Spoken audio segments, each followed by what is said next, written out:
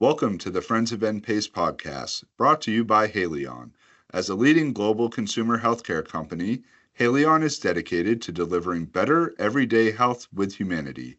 Known for trusted brands like Advil, Excedrin, and Voltaren, Haleon leverages science, innovation, and human understanding. Haleon is proud to collaborate with NPACE to educate healthcare professionals about our pain portfolio and the latest healthcare information. For more information, visit www.haleonhealthpartners.com. Welcome, everyone, to the Friends of NPACE Podcast. You know me, I'm Terri Schmitt, the Executive Director at NPACE and practicing family nurse practitioner. I am so excited about our podcast today because it's one that we have continuing education for. So a big thanks to Haleon for the educational grant, and there will be CE credit. I'll tell you more about that when we get to the end of the podcast. But I'm also very excited because one of the greatest nurse practitioners I've ever known, a phenomenal clinician, very thoughtful. She has really impacted how I practice. She's here today with us, and her name is Amy Bruno. Amy, I'm going to go through your bio, but welcome. You're a board certified. Yeah, you're welcome. You're a board certified adult nurse practitioner, and you've been practicing over 20 years, but you've specialized in neurology for more than a decade. You have a PhD in nursing from the University of Massachusetts, Dartmouth, that you got in 2016. And your passion really lies in working with patients who have headache and tremor disorder. I would add to that you're incredibly good with complex patients and really thinking about the puzzle. For the last 5 years, I've worked with you in primary care telehealth at Galileo Health, and you actually see patients across the adult lifespan, but you help advise us all on neuro topics there. And we were just talking about your cat child, Cappuccino, who's Siamese. Did I get it all? You got it all. Yep. You're, yes, hopefully, well, maybe Cappuccino might make an appearance, but we're training her to go on a lead in a harness because we want to be able to travel with her and get her in the car. And so we'll see how that goes. And I'm so excited to be here and see you. This is great. Thank you. Thank you for having me. I really appreciate you being here. The podcast is such a great place that we have this bigger depth and outreach, and people it's so transferable. Like they can be in their car or be wherever and just listen to it. So you are such a good teacher. I really appreciate you being here with us today to talk about this. Thank you. Yeah. So first question I'm asking everyone in season 2 is, depending on their career, how did you end up in nursing, in healthcare? So that is a very good question. So in junior high school, we had the opportunity to take some advanced science classes. So we did like a biology, chemistry, and then as I went into high school, there was another course we could take called Bio 2 Med. So I always liked medical stuff, science, and I started thinking about nursing. There's a few things that happened. When I was a little kid, I had really terrible asthma, very bad. And I was in the ICU with bad asthma. It was an awful time. There was a nurse that came in and would sit with me and talk to me. And I really, was like, oh, I think I want to do this. So my first foray into healthcare was being a candy striper. And I thought I wanted to be a pediatric nurse. Now, those of you who know me would laugh about this. So I was a candy striper at a local community hospital in Rhode Island. I did that for a whole summer. Absolutely hated the pediatric ward. It was like, this was the time where Barney was really big, that big purple dinosaur. Like, I would sit with kids and be forced to watch Barney. And I'm like, and I just decided that kids weren't for me. One day we had absolutely no patients on the unit. So I got to go to the ER. Absolutely loved it. So I'm like, oh, I think I want to do this. So I would say it was that experience and then being inspired by that nurse when I was about 13 years old in the ICU. Oh. She was really great. Well, a shout out to the nurse who took care of you then. Yeah. They make an impression. Oh, I love that. Well, thank you for sharing that story. It's so interesting to hear everybody's story because everybody came here through a different path. And it's just as unique as the people we talk to.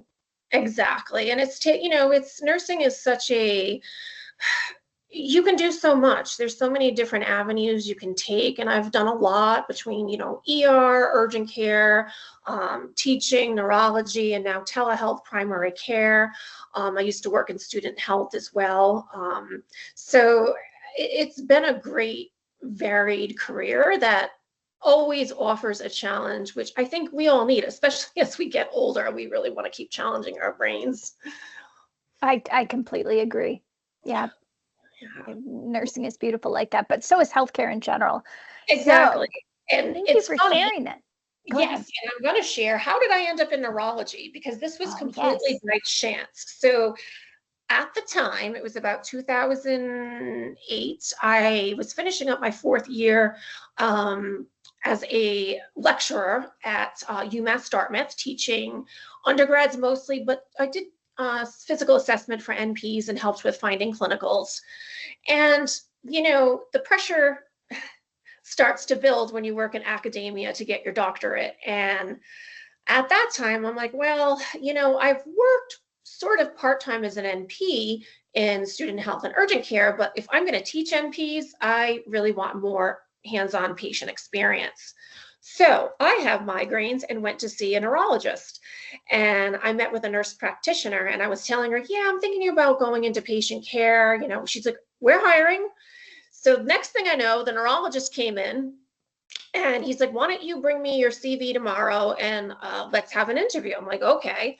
And I really liked his office because the NPs did so much. They had a lot of autonomy.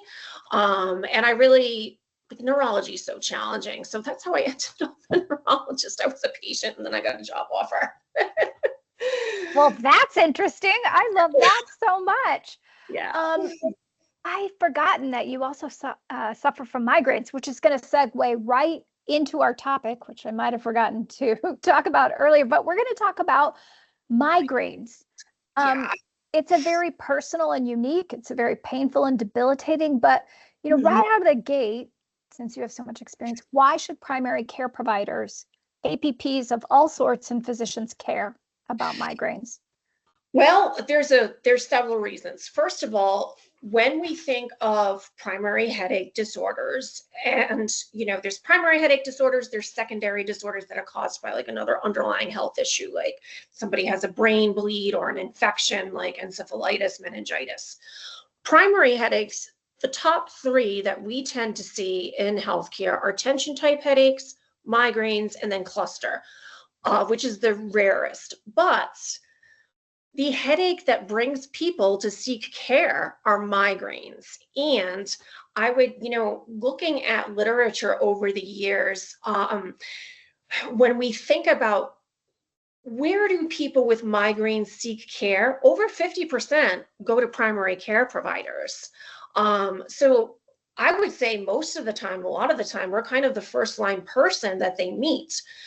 There is a huge neurologist shortage across the country and in several states, because we see patients in all of the states where we work. Sometimes there's 3-6 month waiting period. So it's up to primary care providers to manage these patients. I also want to say something about migraines. When we think about migraines and the impact they have on people and society, it's the second leading cause of major disability worldwide after low back. So, and that is, when they look at that, it looks at the years that the person has lived with a disability. So they're highly prevalent. 25% of women will get migraines at some point. I think, Terri, you might suffer also from migraines too. Yep. So they're so common, and as PCPs, we're going to be seeing a lot of patients with headaches, and headache is actually one of the top 10 chief complaints that people see in primary care. I'm writing. Everyone knows that I take notes. So it's the second leading cause of disability worldwide after low back pain. And 25% of women. 25% of women. There's a female predominance, but men are affected too. And, when we think about, estimates, looking at sort of population estimates about who's affected, it's probably 12 to 15% of the population has migraines. It seems more though, it just seems more, especially you working in neurology, but also I feel at my current practice, headaches are probably one of the most common things we manage. And when I speak in September at the NPACE conference in Phoenix, Arizona, I will be focusing more on migraine therapeutics, pharmacological therapy, but I will speak to the significant impact it has on people and globally too. I think it's important for people to know that.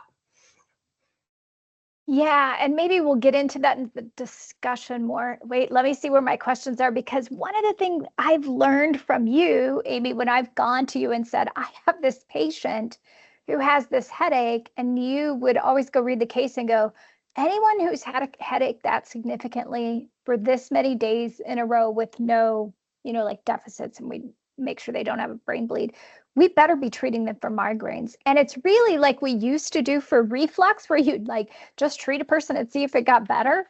Yes. Is that really kind of the first step? I know we're going to get into steps, but we just take this patient who's neurologically stable and treat them? I'm a firm believer and very passionate about treating pain disorders. Pain is highly disruptive to a person's life. It affects every facet of their life. I think one of the issues when it comes to treating headache disorders, especially in primary care, is you have to have really focused history-taking abilities. You have to have in the back of your mind, what are the diagnostic criteria for migraine? Does this patient fit? And gear your history-taking questions towards that. There is the ICHD-3, the International Classification of Headache Disorders. I think we're just on version 3.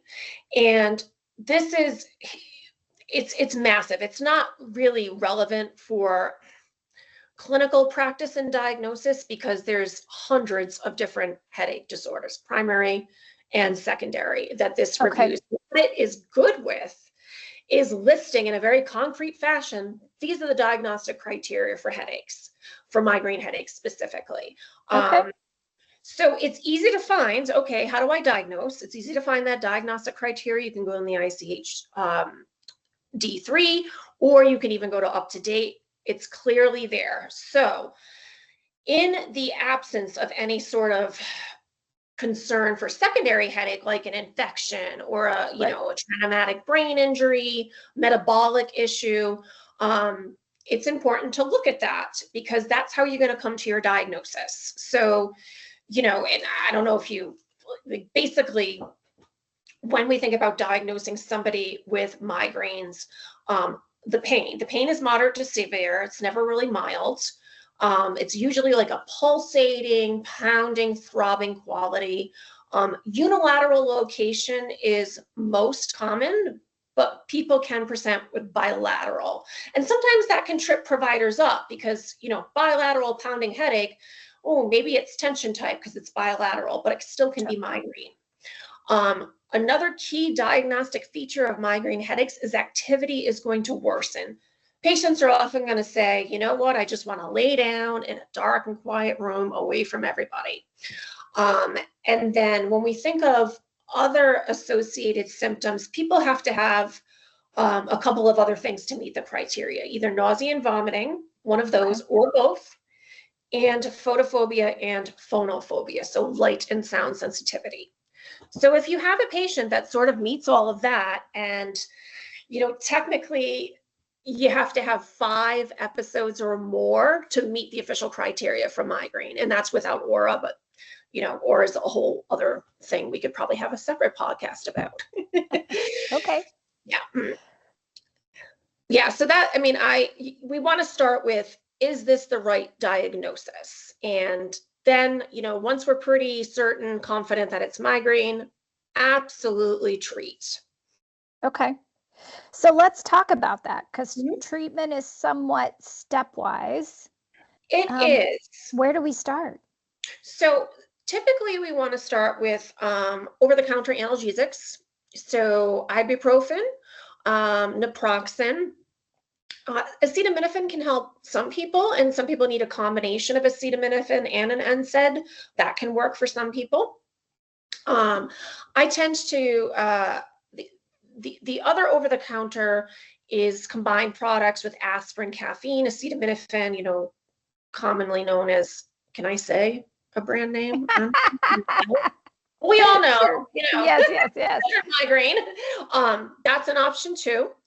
So if you have a patient who really hasn't tried those medications, or maybe hasn't tried a combination like a acetaminophen plus an NSAID, or the combination aspirin, caffeine, acetaminophen combo, we could start with that and see how the patient responds with that. I would say if it's a person who also has a lot of nausea and or vomiting with their migraines, we probably also want to add an antiemetic. Oh, okay. An anti-nausea is good. Sometimes they can, when you combine an antiemetic with a analgesic agent, they can work better. Because there's this thing that happens with migraines where gastric motility slows. So people have nausea, they don't absorb meds as quickly as normal. So the antiemetics can help with med absorption, but also help with nausea as well. And sometimes it can help their pain too. Okay. So if I start with ibuprofen or naproxen, and do I start there and then move to the secondary over-the-counter products with some anti-nausea? Okay. Typically, I like to go with an NSAID, and one of the reasons for that is ibuprofen, naproxen, they're a little bit longer acting medications. So, where there's always a concern for, medication overuse, but they're less likely, the longer acting NSAIDs tend to cause a little bit less medication rebound over time. So that's usually where I like to start. It is one of those, and if it's a person, because a lot of people are very hesitant to take prescription medications. If that doesn't work, I think the combination, the aspirin, caffeine, acetaminophen combo is really good too. As long as we educate patients, it's not something you want to start taking every day. We want to use these medications 2 days a week, 3 days a week max, to avoid, in the long run, medication overuse or analgesic rebound type headaches. Okay. That's good to know. So we're going to treat someone's pain first. Yes. We start with over-the-counters, and we move into what from over-the-counter medications? So if over-the-counter medications aren't, if they fail NSAIDs, acetaminophen, the combination product, the next step really is a triptan, as long as there's no contraindications. Triptans were, I think sumatriptan was on the market, first came on the market in 93, and they were kind of a game changer with migraines. So they can be very effective. There's a bunch to choose from now. I tend to sort of go with rizatriptan. Sometimes I feel that's a little bit more tolerable for patients than sumatriptan. But it all depends, everything we do in medicine depends on what the insurance is going to cover. The good news is I think all the triptans now, I think that they are all generic, but some are on higher formularies, tier plans, so they can be a little bit more expensive for people. So that's where I tend to go next, is do a triptan agent. I would love to move right to the CGRPs, that are sort of newer agents now, and they've been around for a few years. But we typically have to do other medications before we get to those in order to get insurance coverage. Okay, that makes sense. And we're going to treat nausea, right? Straight out. Yes. If they have a lot of nausea, vomiting, absolutely. The combination can work really well together. And what do we use for nausea? It really depends on, what is the patient on other medications. I tend to use ondansetron and metoclopramide. It really, but if a patient comes in and says, oh, I've taken this in the past, like promethazine, the only one I stay away from, I never prescribe compazine. I can't remember the generic for that now, but that's not something I prescribe. Yeah, we definitely don't want any EPS reactions to exactly. See, the compazine. So nope. Yeah. I wonder where triggers plays into all this. Like someone's hurting, we want to treat them, but what's the educational component, and where do we go from figuring out what's causing migraines and how to prevent? So this is where headache diaries are very helpful. So having a patient kind of keep track, I think there's some apps available, even just using even the notes section of your phone to keep, a diary of when you get a migraine, and think about, okay, was this a day where I had a lot of stress? Did I maybe drink alcohol or have a certain food? And you can start to notice patterns and different things that may trigger your migraines. I also think some patients, and this includes myself, when I used to have a lot of migraines, will drive themselves nuts. Well, what did I do to cause this? Okay.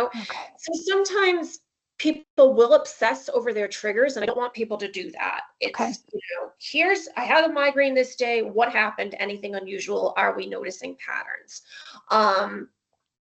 I also think it's important too for people to realize that, what causes migraines? Migraines is a neurological brain disease. And why do some people get them over others? Combination of environmental, hereditary patterns. Certainly, if you have a primary relative, primary first degree relative with migraines, you may be a little bit more likely to get them. But it's a whole cascade of chemical reactions and things that happen in the brain, basically. And now we know CGRP plays a big role. So sometimes people aren't successful at identifying specific triggers. And that can be stressful to a patient, because they'll start to think, well, what am I doing to cause these? You're not doing anything. It's just, unfortunately, how your brain is wired. And certainly there's so many non-pharmacological strategies we can discuss with patients to reduce episodes, like really good sleep, limiting, foods and beverages that may trigger, like alcohol or certain, spicy foods. Some people feel MSG might cause them, so avoiding that.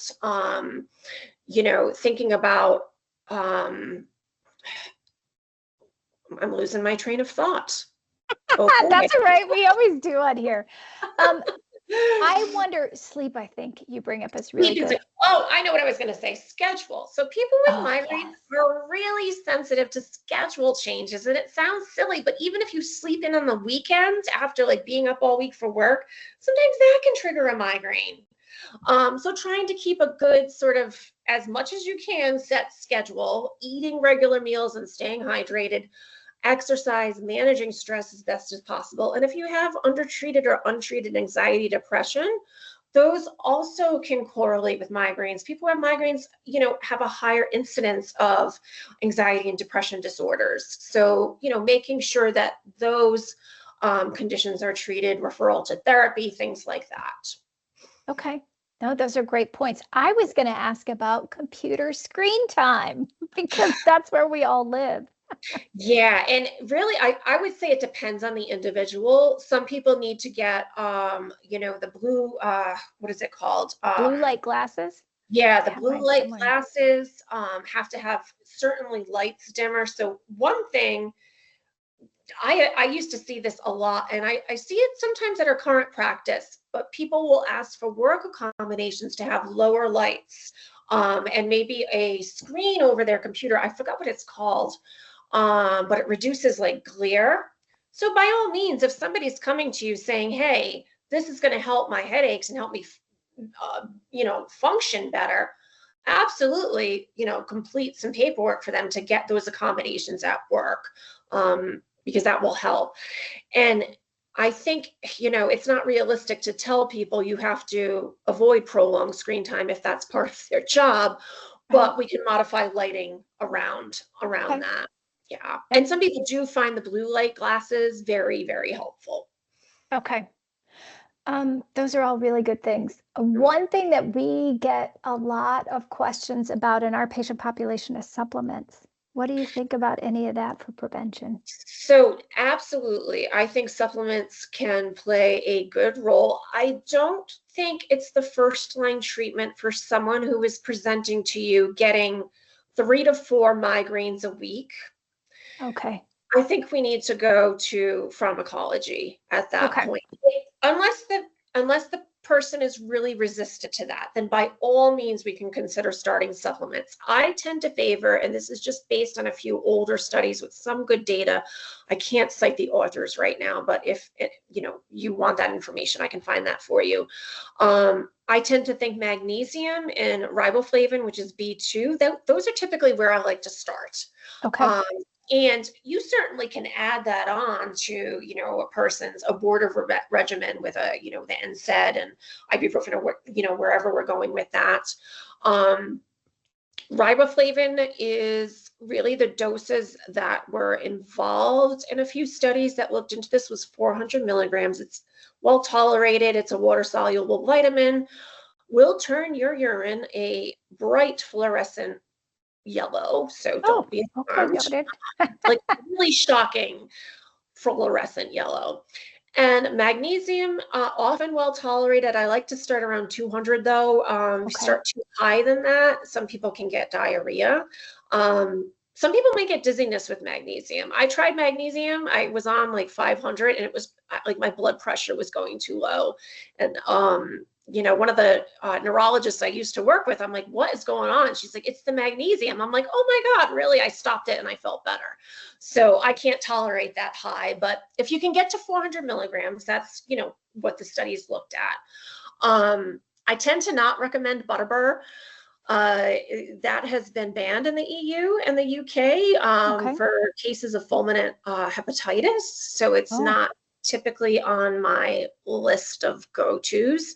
Other things like melatonin, there was a few, I think one small study done, oh boy, maybe in 2010, that showed that could be helpful. And I always like to think about, are there other comorbidities that we can treat? So if the person has a lot of insomnia, maybe try melatonin to start, or magnesium. Magnesium can help with sleep.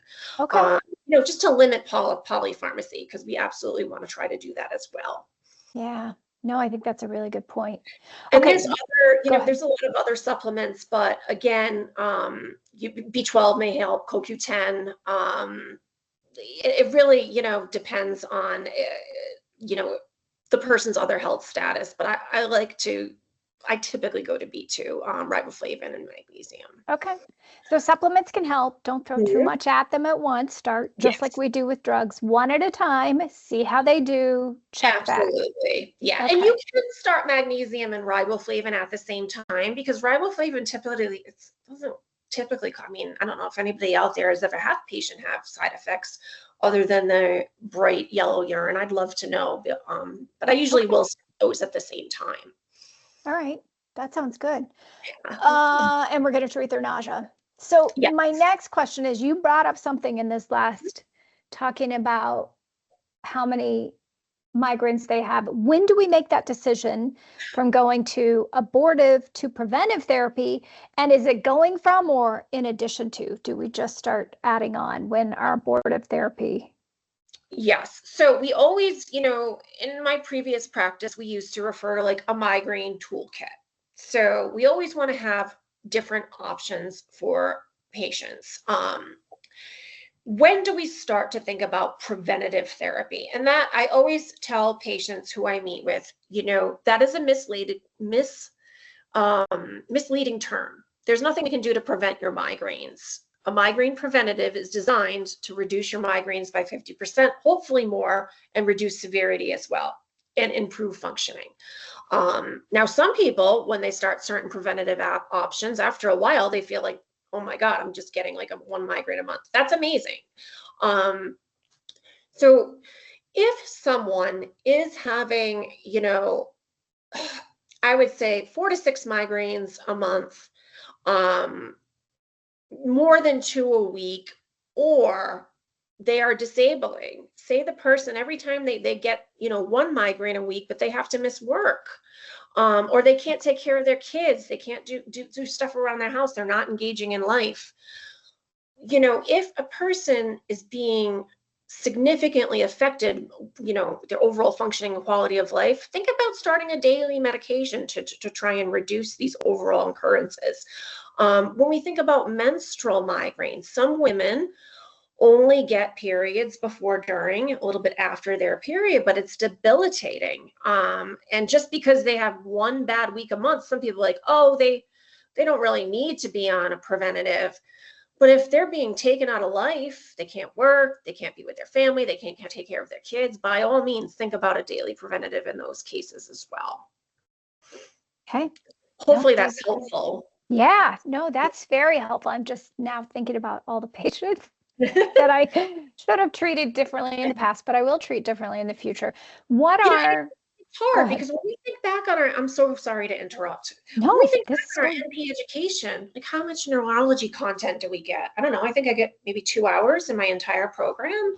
So it's unless you see people consistently, like if I had not worked at the headache clinic where I worked, I also would not probably treat patients to, the higher level of management that they should be treating, so we can get them back into life and functioning.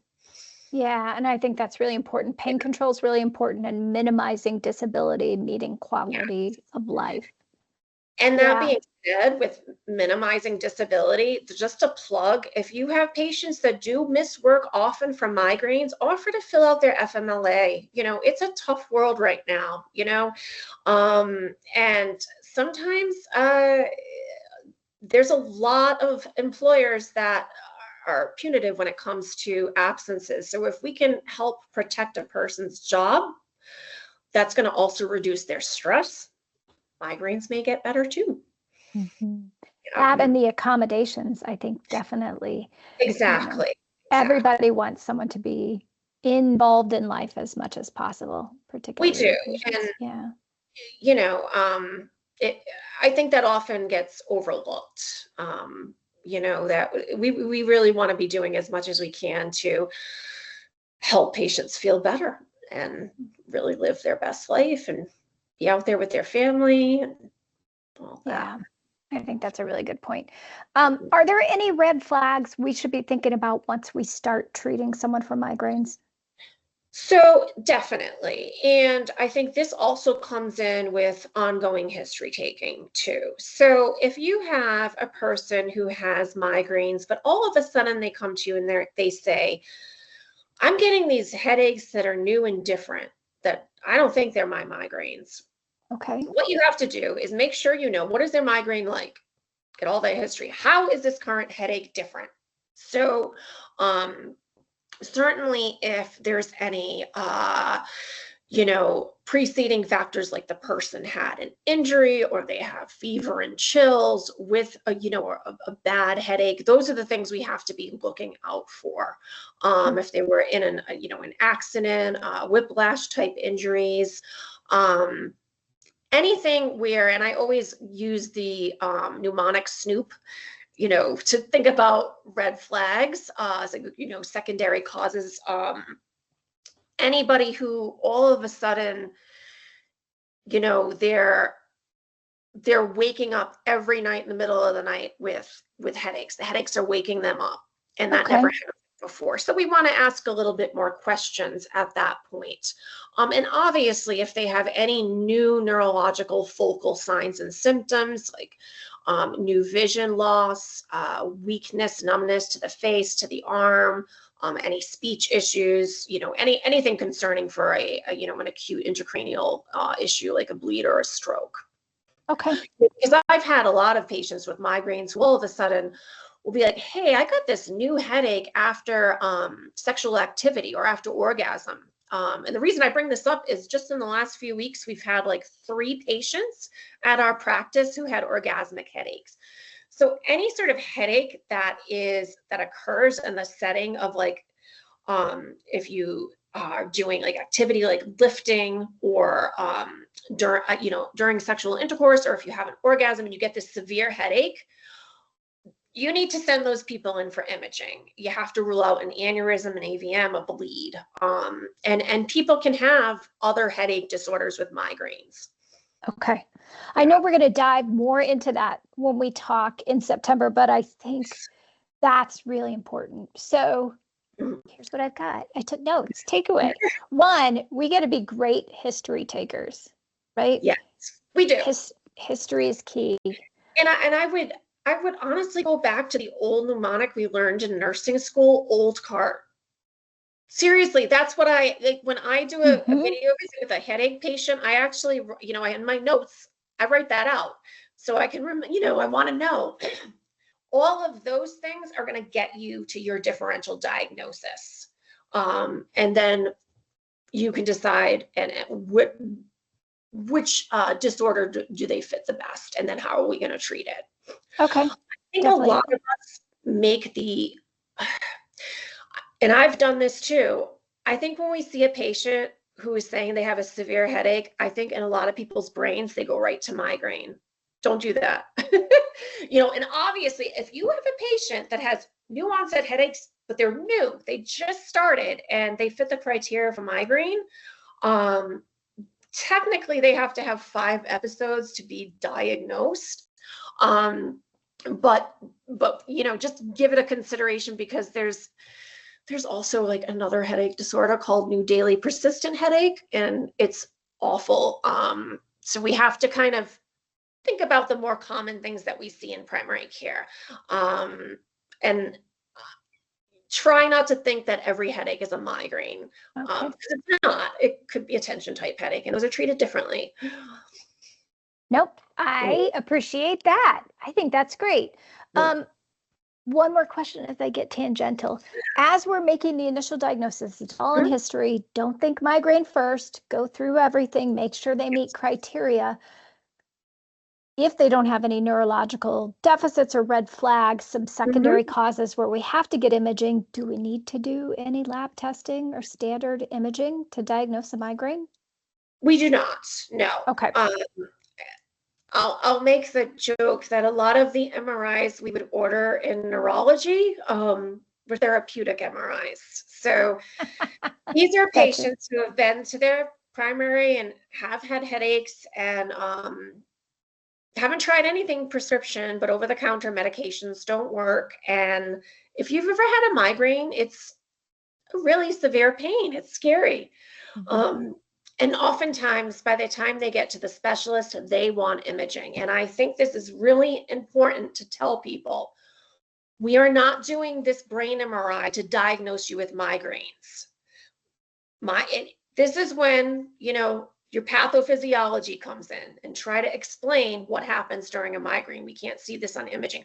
We are doing this imaging to make sure there's nothing else that may be contributing to your headaches, like a small lesion or a bleed or an aneurysm or something like that.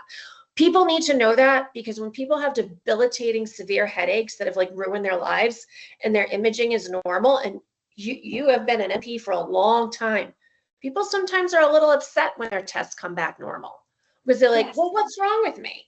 So explaining the pathophysiology of migraines to a person is going to help them understand that process.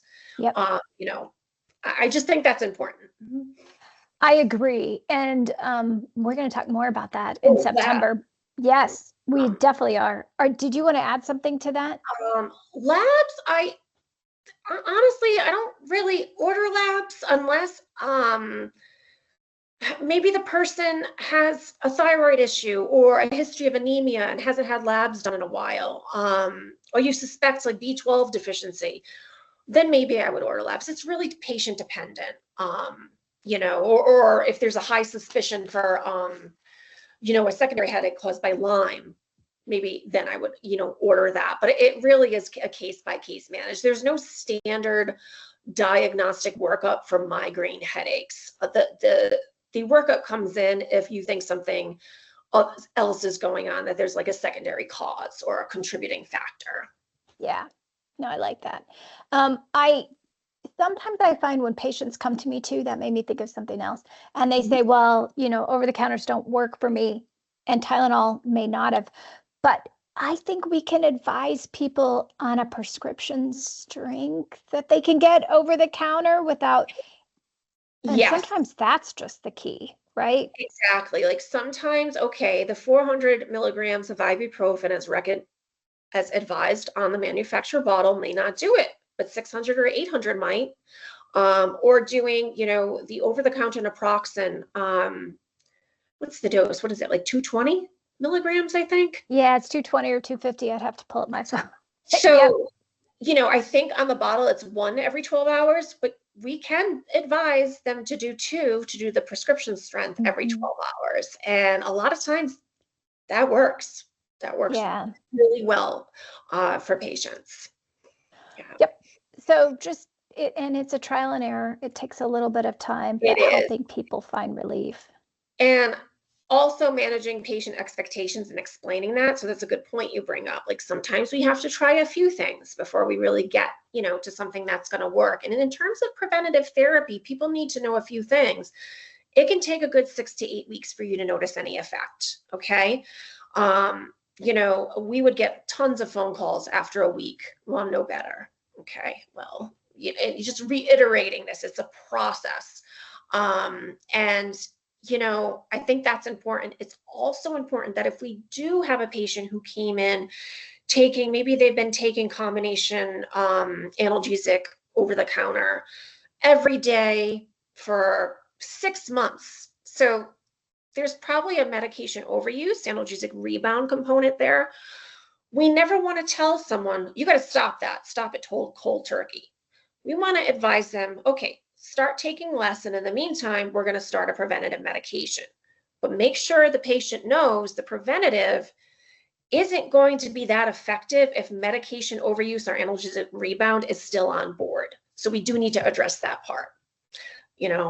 Sometimes I'll just say, start reducing, especially if it's somebody who's been on, a combination OTC for a long time, start reducing it by 1 day a week for a few weeks, like really slow to, not completely take them off, because that's going to cause them a lot of rebound pain.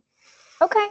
No, I think that's all really good advice. Is there anything else you want to add before we wrap it up? Thank you so much for being here. No, just thank you so much for having me. I could probably talk about this for a long time. And I'm really happy that at our current practice that, I do get to treat and see a lot of patients with headache disorders, and, have other providers come to me and ask questions. And I think, there's only going to be a continuing neurologist shortage, and neurophobia is very prevalent among medical providers. So, us primary care folks, we got to up our game a little bit to help our patients with headache disorders. I like that, neurophobia. I have neurophobia. That's why I have you as a friend. Most people do. I mean, I have it for like other things that we don't tend to see in primary care. But yeah, I mean, when I used to do inpatient neuro, I was like, oh my goodness, what am I going to do with this? But yeah, again, that's the beauty of our field. We're always learning. I love that. Thank you. Well, we're going to dive in even more in September. We're going to get into drug classes and side effects. We'll get more into testing and imaging and the stepwise approach, and definitely the pathophysiology. But I think this is a great place for clinicians to start. So thank you for being here. Thank you so much. I really enjoyed this, and I'm happy to be part of the NPACE podcast. I appreciate it. Well, if anyone has any questions for Amy, you can certainly email us at npace@npace.org. A huge thank you again to Haleon, because we're going to do some CE, free CE for this particular podcast. So we're going to put it out there. If you want to find out where Amy is speaking, our next conference is in September in Phoenix, acute care and primary care track, and plenty of pharmacology. We're an ANCC accredited provider for continuing education. We do in-person conferences. We have a virtual conference in August. We're doing Lab Fest, all things lab. So you can come to that too. Yeah, but visit us at npace.org and reach out to us again. Thank you all for being here. I appreciate it. I'm Terri Schmitt, the Executive Director at NPACE. Thank you, Amy Bruno, Dr. Amy Bruno, for being here with us. And we'll see you in September. All right, can't wait. Thank you, Terri.